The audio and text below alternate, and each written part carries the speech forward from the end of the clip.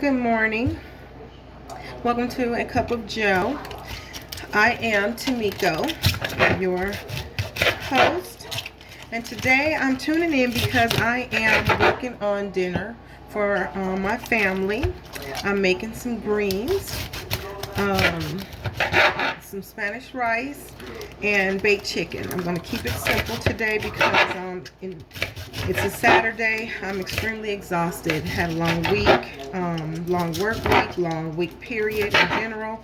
And so I just wanted to share my day with you all and kind of tell you what I'm doing. And, if you have some ideas or some comments, you can post them below the video. Don't forget to like and subscribe and share. So what I have here is I'm going to take this with me and carry you over to my boiling pot of ham hock turkey legs, and I have some fat back in there, and some old some cured salt pork. And so I'm going to come over here and show you I'm working on some fresh greens here, cutting them up. I've already cleaned them, so please be sure to clean your greens very, very good. Just so you all know, I know many of you watch the news. I know sometimes we get busy and we're not able to watch, but I wanted to warn you all and just kind of inform you all that there is a beef scare going on out there. So be careful of steak and hamburgers, ribs, beef ribs, things of that nature, because right now there is a recall on it. So you want to be extremely careful. Even going out to eat, you want to be extremely careful as to what you are eating. I would suggest until this scare is over, because we don't know that their packages of distributed meat has been contaminated. Just because it's in their freezer, it doesn't mean that it is not in jeopardy or bad for your health. So I just want you all to be careful. So what I'm using in my greens as far as seasoning, and I want you all to try something and then tell me how you all feel about this. So I use chicken or vegetable bouillon. That's a secret ingredient of mine. Excuse me. Have to wipe up some of this water from the greens, because when I wash my greens, I wash them and I wash them and I wash them some more, and I wash them and I wash them and I wash them some more. And even when it's time for me to cut them up and put them in my pot, I'm still rinsing them off. I let them soak and then I'm rinsing, so I'm transferring some of this water onto my countertop. But I use chicken or vegetable bouillon cubes, not the salt packs. But let me show you. Oh no! Where's my pack? Oh, I have a bag I haven't unpacked yet. Oh, here we are. So this is what I use. The close up vegetable bouillon, and they're cubes. Depending on where you go, you can get them for about $1 for a longer larger box, but this is what they come in, and they look like this on the inside. Okay, little cube, that's all. And I just take them, dump one or maybe two.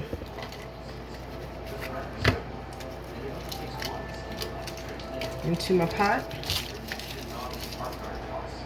Along with that, I always make sure I put half a bell pepper. That's another thing that I use, is bell pepper. Bell pepper adds flavor to your vegetables like it does your chicken. So you can add a bell pepper in there. Okay, so I have quite a ways to go. Oh, actually, I'm almost done cutting up my greens. I bought like 4 bunches.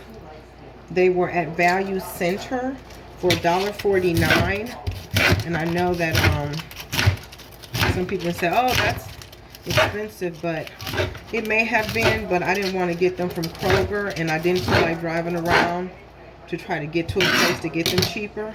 So I just bought 4 bunches that'll give me in a large pot, and you know they're gonna cook down, so I think it's okay.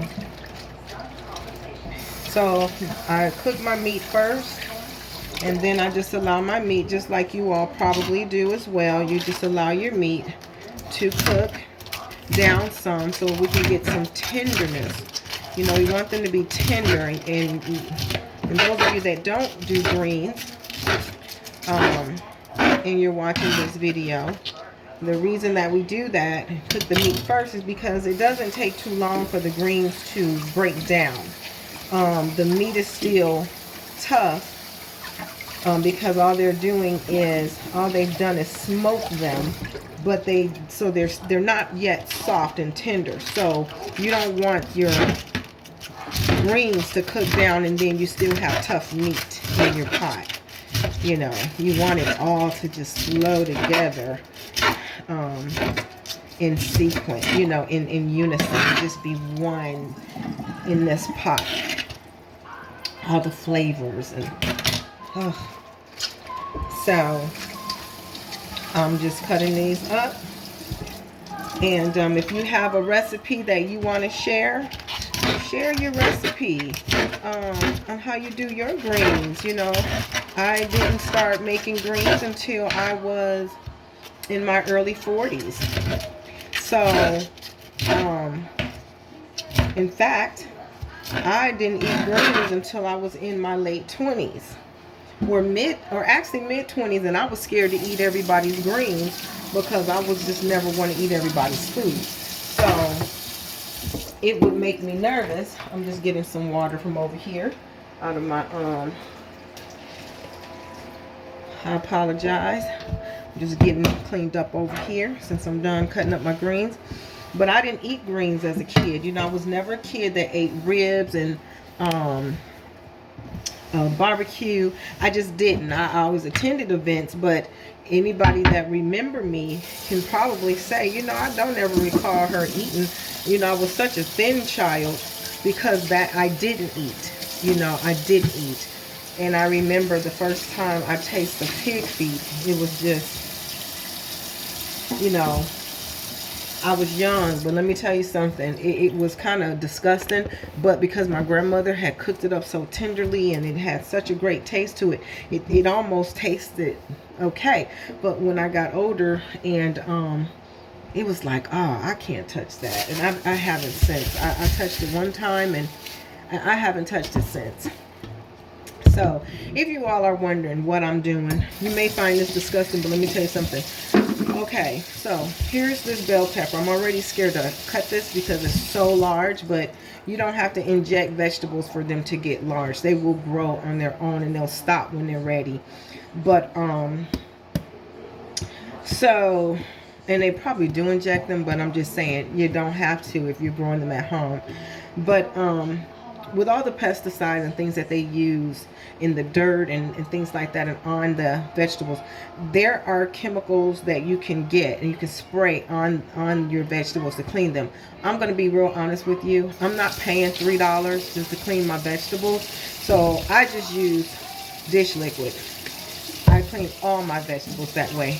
And I rub all that pesticide off of the shell and of the skin of it. And I get it all off of there. And I rinse really good. And that way I know all of that coating from the pesticides is off. Because I know that, you know, if I can trust to put, you know, my dish liquid in on my dishes and in my cups and things and clean it, then I can surely trust to do it, you know, when it comes to my bell pepper And there you have it. And I'm going to tell you, and you can hear how clean that is. And that coating is gone of all those pesticides. And then I just take my knife and I'm just going to cut, because I have such a large pot. I'm going to cut and use about this size of bell pepper. And you see these seeds here. Now let me tell you something about how God has created this land and formed this land. Everything we need is right here in our own kitchens. I'm telling you. All you have to do is replant these seeds, and I promise you, you will grow green peppers. Simple. Simple. So that's what I'm going to do, is save that, and I'm going to plant that. And next, I use a good old onion. So I'm going to rinse this, take the top of it off. I usually wet it so that it would peel, you know, fairly easy. And it also, if you wet it, it'll keep it from peeling off too much of the inside of the second layer of that onion, wasting it, you know.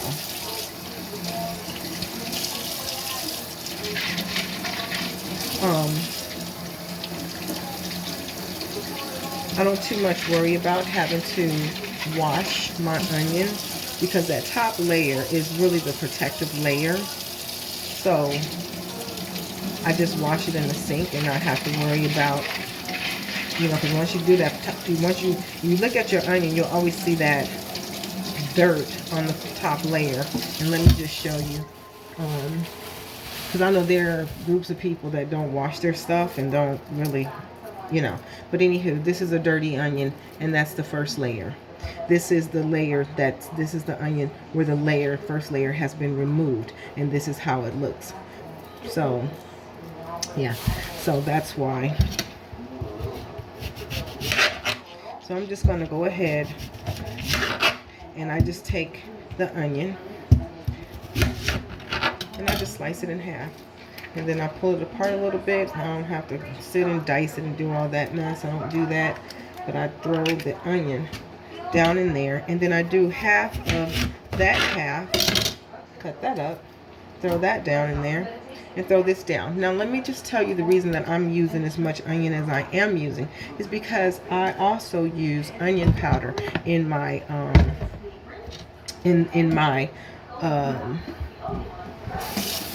greens, and I didn't have any. And when I got to the store, I didn't even think about onion powder until I got home and realized I don't have any. So with that said, let me grab some seasonings and I'll be right back. So what we have here is seasoning salt. I just add just a tad. That's it. That's it, because I don't want it to taste like chicken or anything like that. I use salt, sea salt. It's better for your blood pressure, believe it or not. It really is. I don't put a lot because remember I have fat back and I have salt pork, so I don't want to put too much. But you'll notice that when you're cooking down your meat, that you'll add water, and that will dilute your pot, so that salt will begin to dissipate in the pot. But I also like to wake up my vegetables with accent. Yep, so I use accent, and so I just use a little bit of that, and that's just to start off with, and then you can season and flavor as you go along. Oh, and this is the box that I was telling you about. You see the size? They come in different size if some of you don't use them, but yeah. So the next thing I want to introduce to you is this yellow rice by Vigo, and it's a Mexican rice actually. And so we're going to We eat this quite often in our household. We have since living in Florida. But this is a tasty, tasty dish here. And so you can add margarine or some butter, unsalted butter to it once it's finished cooking. But it is delicious. It's delicious. It takes a little longer for the grain to break down than in regular white rice. Okay, so but once you cook this, you add oh, I'm sorry, this is Spanish. I thought it was Spanish, but then I think I bought one that was Mexican rice, so I'm thinking that forgive me for that. So let me retract that statement. It's Spanish rice. And no, it's not the same, but yeah, so get you a bag of this. Follow the instructions and cook it. I promise you, it's a delicious, and it's not salty. It already has seasoning in it. So when you pour it out, so, okay, so what we'll do is, for you, those of you who have never, excuse me, never seen this rice before, I'm going to show you something. You don't have to season this rice for anything. So we'll just do this. Do this. But I'm going to show you where the seasoning is. So let's do this. We put it in here, but watch this. So this is just the rice coming out, but watch the yellow. See that yellow that's starting to come out? That's seasoning. Look at that. Look at that. Oh, it smells so good. Ooh, that smells so good. It has saffron in it. Oh, so delicious.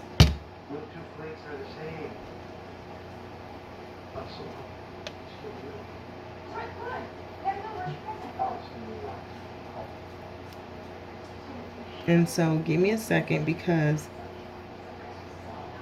I always check my rice. Give me 1 second, hold on. I'm gonna turn this light on, because any rice that I get, I always check it.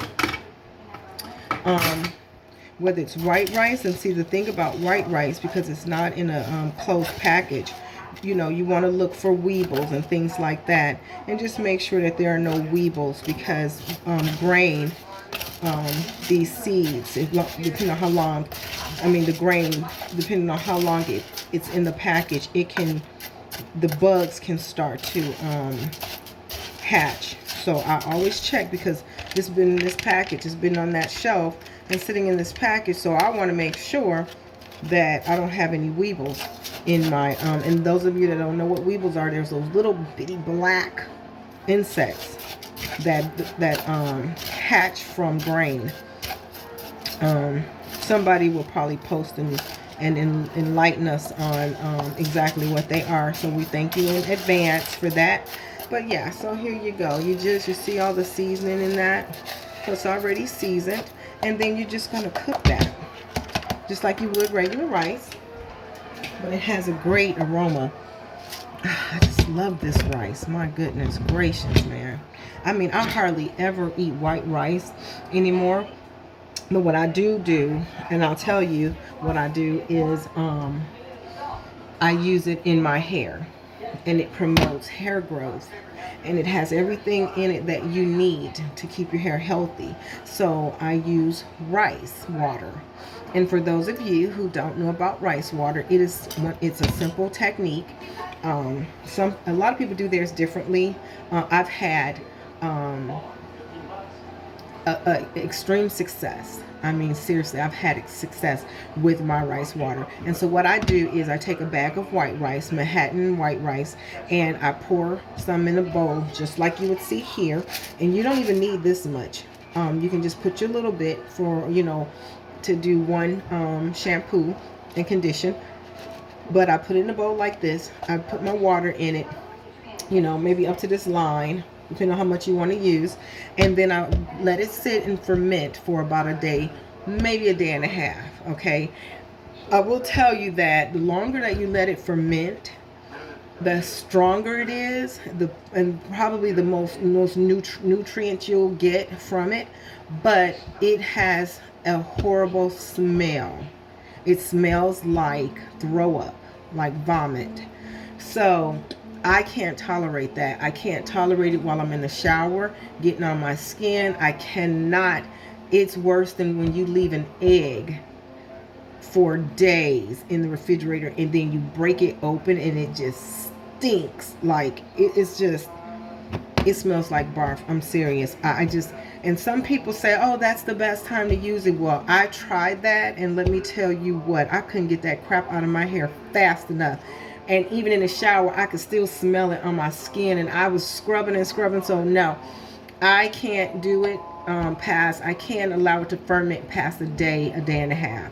That's the longest. I mean, that'll have your kitchen, your house smelling. It's disgusting. So I think you'll still see rapid results with just letting it ferment for about a day and a half. Okay, but that's so I just wanted to give you that takeaway. You know, I like to give you takeaways when taping for you all. But I'm gonna let you go at this point because I'm going to continue to get dinner going. And once it's done and I start my plating, I will log back in and I'll let you see the results. If you have any questions, any comments, post them. If you have any suggestions or ideas, or you just simply want to share your dish with my family, then please do so. And don't forget, subscribe, hit like, and do share. Have a blessed day and a blessed holiday. Be safe.